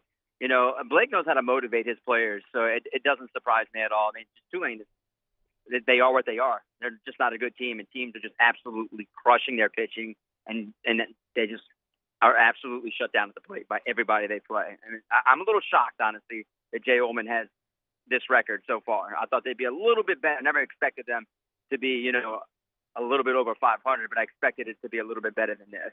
I've said many times, including on the show today, how much I like Turchin. I just like the setting. I like where it is. I like how small it is and intimate. What kind of environment do you expect to see in there tonight? Expect to see a lot of purple and gold, a lot more purple and gold than, you know, Tulane fans. Tulane fans are upset, and they have a right to be upset. And I'm sure they'll show up, but I just don't think they'll show up as much as the LSU fans will, because they know, you know, what they have. They have a number one team, and they're just mowing down teams. But I heard a stat that LSU's outscored their opponents 85-17 in the midweek games and haven't lost a game. Yep. Tulane is 1-7 in the midweek games. So that just tells you the whole story. Do you ever think when you took the job, I mean, you're a New Orleans guy, you take the job back at WDSU in New Orleans, do you ever think that you'd be covering a Tulane athletic program with a Cotton Bowl football program, a basketball team that was good for the whole season, and a baseball team that's just the dregs? No, I honestly didn't. I really thought it'd be a little bit more of the baseball team being better, considering what Rick Jones laid down here and then David Pierce did. I never thought it would fall this low. But sometimes you have to go get very bad before you can become very good. And I don't know how long this experiment's going to last. I don't know if Troy Dannon will let this go for one more year, or if he just goes after a new head coach after this year. But knowing him, the way he does things, he doesn't fire coaches after 1 year unless it's an absolute nightmare. And, well, it is kind of a nightmare. It's not been good, but it's weird. You let go of Travis Jewett, and then you bring in up as assistant. It was an odd thing for me all the way around, but we'll see. Tigers and Green Wave tonight from New Orleans at 6 o'clock. All right, let's turn our attention to the Pels.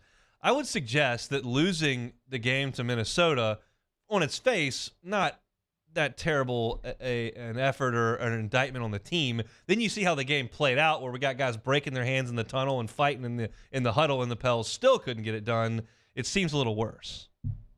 It's very frustrating, Hunt, to be honest with you, especially when BI drops 42, 12, and 7. You shouldn't lose a game like that on top of the absolute nonsense Rudy Gobert created in that huddle. A team in disarray and your star drops that many points and you lose.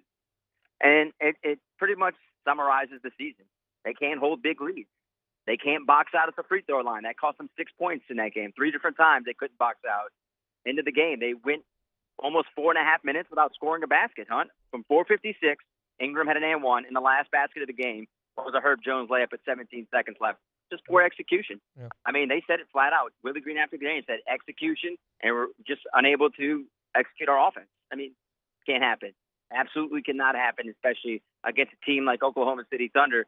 Yeah, they won 3 of the 4, but I feel like SGA and company are playing a little bit better basketball coming into this game tomorrow night.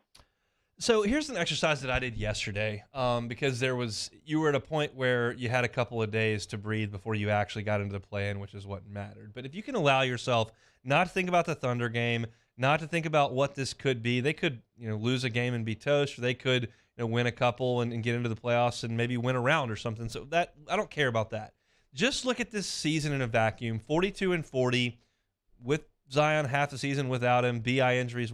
What is this regular season? What kind of statement was this about the state of the organization right now? Underachieving. Okay. It's an It really is. And people will say, hey, well, last year they didn't win as many games as they did this year. But to say that is right, but it's a little bit, you look at the other side of it, they had such high expectations coming into the season. And yes, the injuries, like you said, but still, there were some games this year when they were fully healthy. You're like, I can't believe you lost that game to the Lakers up 3, and all you had to do is make one free throw, and you gave up a Hail Mary 3 to a guy named Matt Ryan. And you blow 2 games to the Warriors when you had 17-point lead. You lose a game to the Jazz when you had a 15-point lead. The Suns, a 28-point lead. The Rockets a few weeks ago, you up by 20-plus points. That just goes to tell you this. It was a roller coaster ride, underachieving. You could say disappointing. You were a 9 seed back-to-back years. I just think that they could have been better than that, even with the injuries. And the crazy part is today was the first day Zion talked since he got hurt. That's been almost 3 months. We haven't heard from Zion. What do you make of that he doesn't talk? Is that just to protect him? Is that why? The NBA is, it's his camp is probably passing a message along. It's like, I'm not talking. We're not talking. You guys can say this is what the reason why he's injured and doesn't want to talk. And when he's healthy, he does talk. He almost talks after every game, during almost at least twice a week during practice, he'll talk. But as soon as his injury happens, he just doesn't talk. And that's plain and simple. I think he feels like if I'm not healthy, what's the reason I need to talk? I'm not playing. And he talked today, and he pretty much said, look, I will get back out there when Zion's ready to get back out there. For him, he doesn't want to hesitate when he's making certain moves. He doesn't want to be mental. Right now, physically, he says he feels fine, but mentally, it's the issue for him right now. He just got to get over the hurdles, and he understands the magnitude of these games, or this game coming up tomorrow. He would love to be out there, but he's just not ready to be out there.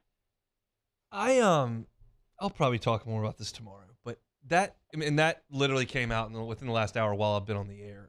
That to me is bordering on, if not just totally unacceptable. Like, I got LeBron in a hyperbaric chamber getting over plantar fasciitis in 3 weeks, and now I got a guy who's cleared to play and tells me, yeah, but I just don't really feel like Zion. Like, what? We're in the playoffs, bud. Like, we got to play. That just about won't fly for me. And, understandable, and you're like the fans. And I don't even have any emotional skin in the game. Like, I want them to win, but I'm not going to lose any sleep if they don't. Like, you got to play. Right. I think that they look at it this way long-term, Hunt. His max extension kicks in next year. If they sacrifice him for a game and he ends up hurting himself even more, and they're like, dished out a max extension, and we don't know when he's coming back next year for the first that max extension. And it's almost like you're teetering now. It's almost like, we have to be super cautious. But what if he doesn't get hurt and he helps you? What if he does get hurt? It's almost like, come on, it's almost like this is becoming a mental thing for the franchise as much as it is for Zion. If he's 100%, no one's 100%. Let's be honest. Yeah. After an 82-game season, you gotta just take a chance. Just take a chance. Go out there. If he plays like off the bench 15, 20 minutes, so be it.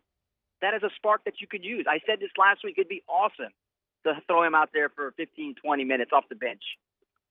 He stays healthy. You don't have to put him to 35, 40 minutes a game. Just do that. Let them play. Give you a spark. Yeah, I just that quote is bothering me, quite frankly. So all right, tonight you got your Lakers gear on. You're pulling for them to move on and knock the Timberwolves down a peg. Is that the best case scenario for the Pels? Best case scenario would be knocking the Lakers out of the playoffs on Friday night. Okay. But in all honesty, you're not going to L.A. and beating the referees and LeBron James. That's not happening. All right, Minnesota, I'd love to see them get a little revenge. I'm tired of the Minnesota-New Orleans sports, links, how they keep beating us in big games and taking care of us in these major games, the Minnesota Miracle. Time to get a little payback. I'd take the Minnesota route and see if the Pelicans can get some revenge for the city of New Orleans after every, playoff loss in football that they've given us. Biggest key for Wednesday's game, Pels hosting the Thunder. Pels a 5.5-point favorite in that game. Yeah, well, it's, when Brandon Ingram is cooking, don't go away from Brandon Ingram. Yeah.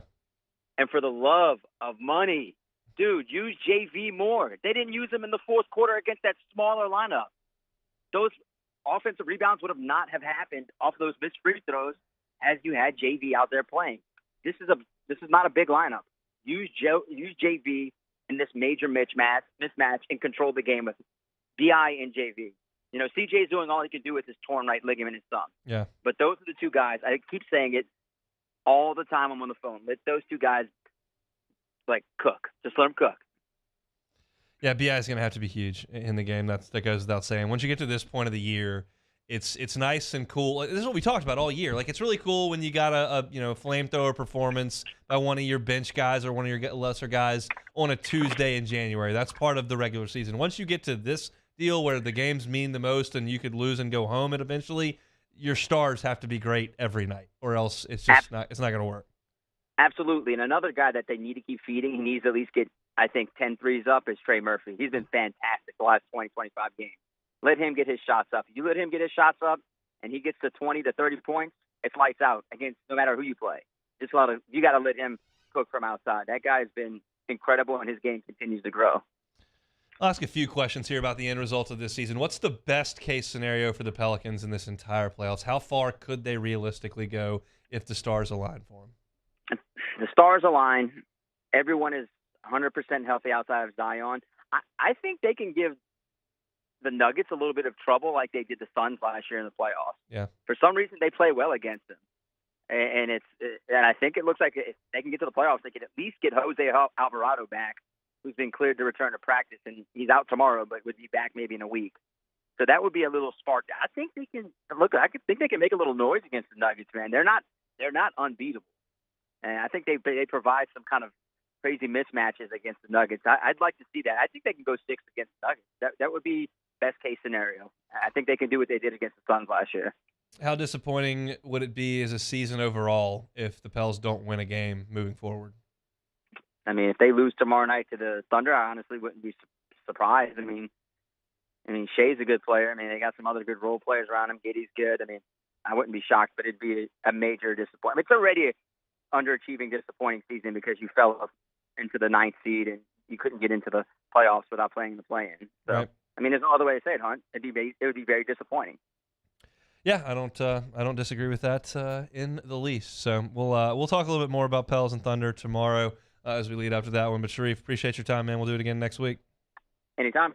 He is Sharif Ishak, WDSU. The more I think about that Zion quote, and for those that are just joining or didn't catch that in the course of our conversation, Zion Williamson basically said today in the first time talking that he's cleared to play, but physically he's okay. Mentally, he's just not where he needs to be. He doesn't, quote unquote, feel like Zion. And to me, that's just an unacceptable answer.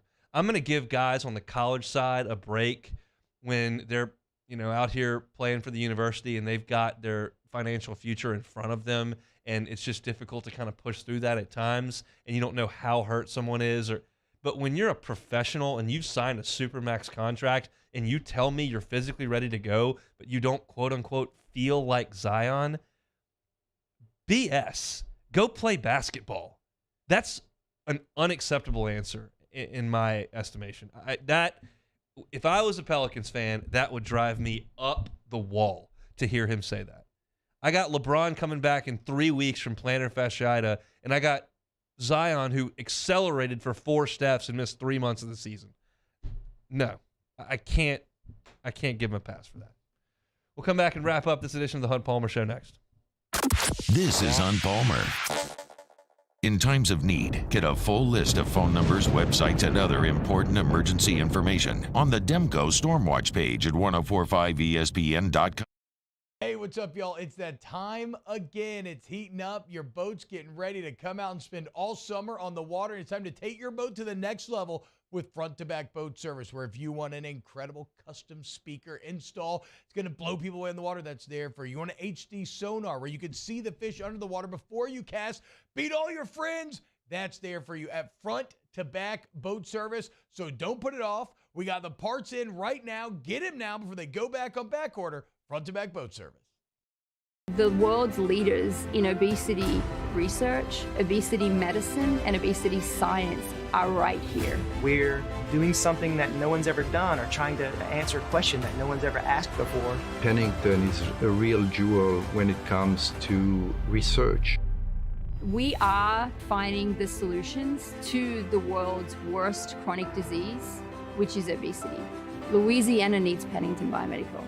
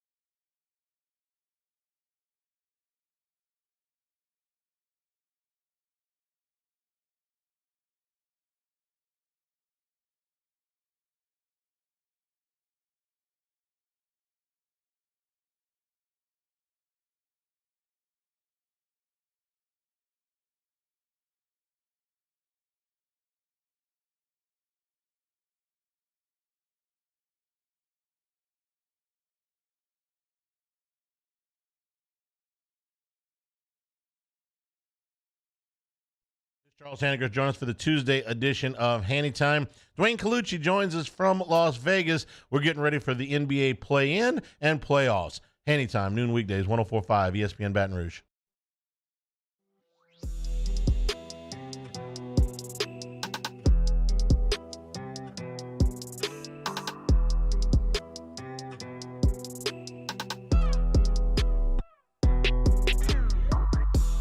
You're listening to Hunt Palmer on 104.5 ESPN Baton Rouge. LSU and Tulane tonight, 6 o'clock from down at Turchin Stadium.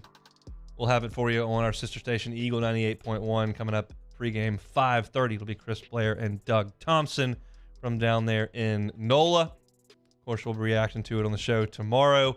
Sports trivia tonight, 8:30, Pluckers on Nicholson. Gift cards, cold beer, delicious food. We're watching LSU, watching some NBA basketball as well.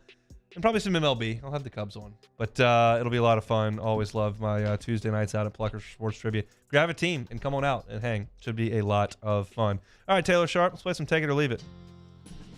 Yeah, let's do it. So when asked about Auburn, former head coach Gus Malzahn said, I love Auburn. I want him to do well. And the fact that one of my good friends is now the coach there, any help he needs, I want to give. I will take it. I think Gus is a pretty good guy. I think they probably fired him. It wasn't a good move. And I don't know if Hugh Freeze is going to be better or worse. I know Brian Harsin was significantly worse. Gus Malzahn had a lot of success at Auburn at a time when it was very difficult to have success at Auburn. Alabama was at the height of its powers for his entire run there, and he stood up to him almost annually and put up a good fight. And then Georgia jumped in the ring, and they were dominant for the last couple of years of him there. So, look, I thought they went too early. I think Gus probably does love Auburn. I do think he will help Hugh Freeze, but now Gus Malzahn in a quote-unquote Power 5 conference as UCF headed to the Big 12, even though to me that is not a Power 5 conference. But I believe that. All right, having a little LSU flair here and Take It or Leave It. Tampa Bay Buccaneers linebacker Devin White has asked for a trade from the organization. The Saints should bring White home. Take it or leave it. Yeah, I'd take it. Devin White's one of the better linebackers in the NFL. He's an incredible athlete. He's plays really, really hard. I know he said some things as a member of the Bucs that didn't make LSU and Saints fans feel all warm and fuzzy, but he's playing for a division rival with the Saints. I highly doubt the Buccaneers are really interested in making a trade with a division rival, but it feels like the Bucs are on the precipice of a significant rebuild here. You kind of put all your chips in for Tom Brady. You won a world championship there. Now you've got some of those bills that are coming up due. You've got some aging players on that roster. You don't have a quarterback. I think Devin White sees that writing on the wall and maybe wants to go play for somebody got a chance to win. So I don't know if Daisy May is still around, the horse that Devin White had in his time at LSU, but he wants to ride that with the carriage through the French Quarter and head on into the Superdome. I think that would be awesome. I just don't think it's very likely that the Bucs would be dealing an impact player to a division rival. Here's a familiar name. DeMarcus Cousins will play in the Puerto Rican Pro League this season in hopes of returning to the NBA. Puerto Rican basketball will help Cousins make a comeback. Take it or leave it. Man, DeMarcus Cousins, as I look it up, is 32 years old. He did play last season for Denver as a 31-year-old. He played in 31 games, so he's not that far removed from the league. Would I call him a massive productive player last year when he played? No, I would not. He started 2 games. He averaged 14 minutes a game. Talented guy, way on the back end of this thing, but he is 32, so it's not like he's ancient. I just don't see a way that he's going to get back into the league. Has not averaged in double figures since 2019, pre-COVID, pre-ACL injury, so I think his time is probably come and gone. Final one. Cliff Kingsbury has officially joined the USC coaching staff as an offensive analyst. Kingsbury will be a head coach again in 2024. Take it or leave it. I will leave that. I think Cliff is good to kind of pump the brakes a little bit on this whole deal. He's still very young. He's still got a pretty good reputation. It wasn't as if the bottom fell out of the entire thing in Arizona. He just had a quarterback that was a little mercurial, and he just didn't win a ton, but that organization never really wins a ton. So I thought it was a weird hire when they made it initially. It didn't work out, but he's still got a lot of... And look, when Cliff Kingsbury started as a head coach, the sport at the college level and the pro level looked different. Now it looks far more like what he was doing at Texas Tech before everybody jumped into it than it doesn't. So he's in a good spot. He can go out to L.A. and have no pressure on him, work with Lincoln Riley, watch a little bit of tape, probably not burn the midnight oil. I'm not sure he's going to be doing a massive amount of recruiting out there it's a nice, cushy landing spot and a wonderful place to live at a place that is going to be comfortable to work for him, and they'll probably win a lot of games. So I don't think he's going to rush to jump back in and be the head coach of Rice or North Texas. I don't think he's going to rush to be the head coach at Cal either. I think he's got a ton of money. You saw what he did when he lost his job. He went out to Thailand and spent forever out there. He's just a little bit of a different dude, and I think he's going to be there for a couple of years until the right opportunity presents itself. I think he's going to be just fine hanging out in L.A. So I phrased it wrong. He's the next Alabama offensive coordinator. I don't think that's what Nick wants. That to me seems like a little bit much. So I will leave that as well. That'll do it for Take It or Leave It here on this Tuesday. Started the show talking about LSU football and some depth issues really across the board in terms of spring practice and what that may mean moving forward. LSU Tulane preview for tonight at 1:15. Glenn West always gracious with his time at 1:30. My thoughts on NFL Sunday Ticket to close out hour number 1 and the pricing over on YouTube. Enjoyed hour number 2 talking LSU bullpen, talking a little about LSU's women's basketball and the exposure that they've gotten over the last couple of weeks. And Sharif Ishak was good enough to be with us at 2:30. Big show tomorrow. LSU Tulane, Pelicans play in. Lots to get to. Matt's going to be coming up next on After Further Review.